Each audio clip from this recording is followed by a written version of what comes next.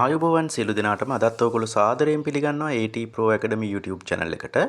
ඉතින් අදත් අපි ඔයගොල්ලොත් එක්ක කතා කරන්න බලාපොරොත්තු වෙන්නේ වෙනදට වඩා පොඩ්ඩක් වෙනස් මාතෘකාවක්. මෙච්චර දවසක් අපි කතා කරා ආයෝජන ක්‍රම පිළිබඳව ආයෝජනය කරන්නේ කොහොමද කියන එක ගැන.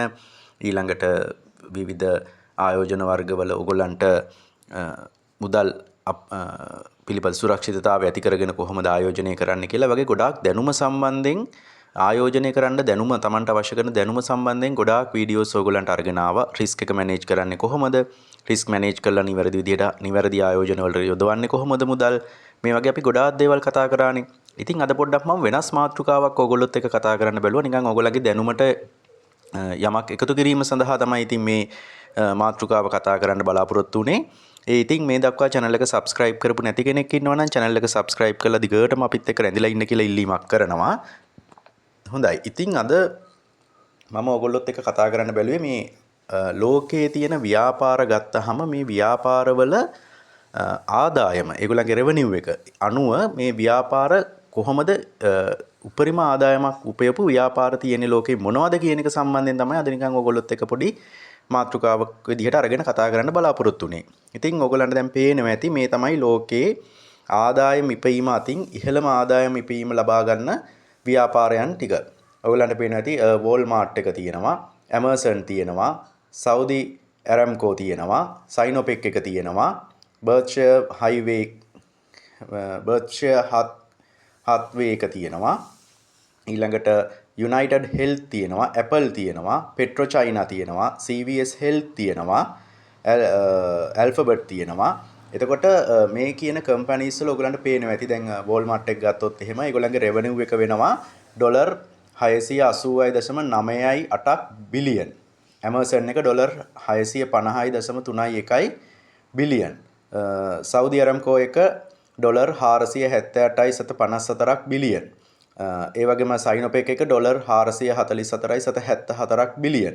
එතකොට මෙන්න මේ වගේ ඒගොල්ලන්ගේ රෙවෙනියු එක අනුව ලෝකේ මේ වෙනකොට ඉහළින්ම තියෙන ව්‍යාපාර ටික තමයි ඔයගොල්ලන්ට මේ පේන්නේ. එතකොට මේ ව්‍යාපාර ගත්තොත් එහෙම ඔයගොල්ලෝ දන්නවා සාමාන්‍ය Walmart එක කියන්නේ ඔයගොල්ලෝ දන්නවා එක මේ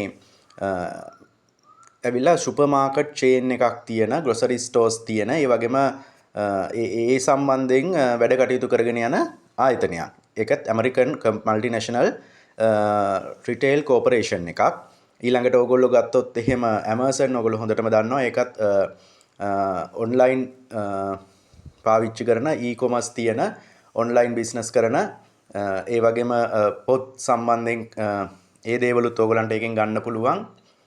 ඒ වගේ cloud computing, digital streaming, ඒ වගේම දැන් AI technology එකත් ඒගොල්ලෝ use කරනවා. මෙන්න මේ වගේ පාවිච්චි කරන කම්පැනි එකක්. ඒකට ඊළඟට ඔයගොල්ලෝ ගත්තොත් එහෙම Saudi Aramco කියන්නේ ඒක ඇවිල්ලා ඒ රටේ ගවර්න්මන්ට් එකටත් අයිතියක් තියෙන natural gas and oil සම්බන්ධ කම්පැනි එකක්. ඒක තමයි ඊළඟට ඒගොල්ලන්ගේ කම්පැනි. ඊළඟට අපි ගත්තොත් එහෙම Sinopec එක ඔයගොල්ලෝ දැන් අහලා තියෙනවානේ. මේක චයිනා කම්පැනි එකක්. Petroleum and Chemical Corporation එකක් තමයි ඒක චයිනා වල තියෙන. ඒකෙත් oil සහ gas සම්බන්ධ බිස්නස් තමයි ඒගොල්ලොත් කරගෙන යන්නේ. ඔයගොල්ලෝ ගත්තොත් මෙන්න මේක Berkshire Hathaway කියන්නේ ඔයගොල්ලෝ දන්නවා හොඳින්ම මේ ආයෝජනය කරන ඔයගොල්ලෝ දන්නවා Warren Buffett. සාමාන්‍යයෙන් අපි කියන්නේ ෂෙයා මාකට් එකේ ආයෝජනය කිරීම හරහායි ඒ ආයෝජනයෙන් මුදල් උපයන අයගෙන් අංක 1 ඉන්න කෙනෙක් තමයි මේ Warren Buffett කියන්නේ. ඒතකොට Warren Buffett අයිති සමාගමක් තමයි මේක. එතකොට ඔහු තමයි මේ අපි ගන්න විදිහට මේ ෂෙයා මාකට් එකේ මේ වෙනකොට ඉතාමත්ම සක්සස් වෙච්ච පුද්ගලයෙක්. ඉතින් එයාට අයිති කම්පැනි එක තමයි මේ තියෙන්නේ.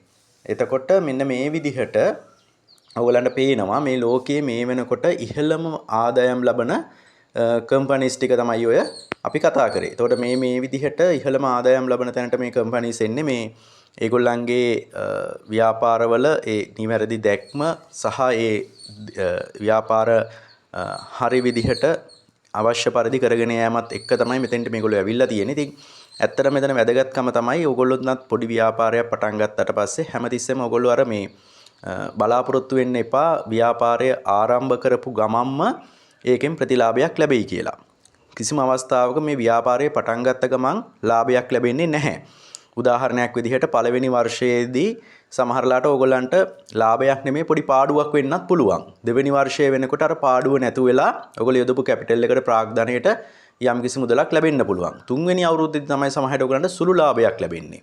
මෙන්න මේ වගේ අඛණ්ඩව මේ ව්‍යාපාරයට කැප වෙලා ඒ දේ හරියට කරගෙන ගියොත් තමයි ව්‍යාපාරයක් උනත් වර්ධනය වෙලා යන්නේ. ඒ නිසා ඇත්තටම අපි දන්නවා ව්‍යාපාර ලෝකයේ ගත්තොත් ඕනෑම ව්‍යාපාර වලින් සාමාන්‍යයෙන් දීර්ඝ කාලීනව ව්‍යාපාරයක් කරගෙන යන්න පටන් ගන්න ව්‍යාපාර වලින් 10%ක් විතර තමයි රැඳිලා තියෙන්නේ. අනිත් ඒවා ඔක්කොම 90%ක් විතර ව්‍යාපාරය පටන් ගන්න වසරක් යනකොට ඒ ව්‍යාපාරයේ වහන තත්ත්වයටපත් වෙලා තියෙනවා.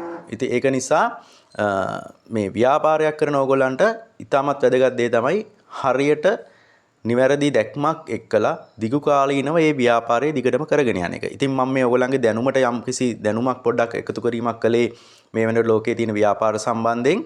ඉතින් තවත් වීඩියෝ එකකින් අපි හම්බ වෙමු අලුත් ආයෝජන ක්‍රමයක් පිළිබඳව වීඩියෝ එකකින් ඔයගොල්ලොත් එක්කලා කතා කරන්න බලාපොරොත්තු වෙනවා. ඉතින් එතෙක් ඔයගොල්ලන්ට ගොඩක් ස්තුතියි. මේ subscribe කරපු නැති කෙනෙක් ඉන්නවා නම් වීඩියෝ එක subscribe කරලා channel එක subscribe කරලා දිගටම අපිත් එක්කලා ඉඳලා ඉන්න.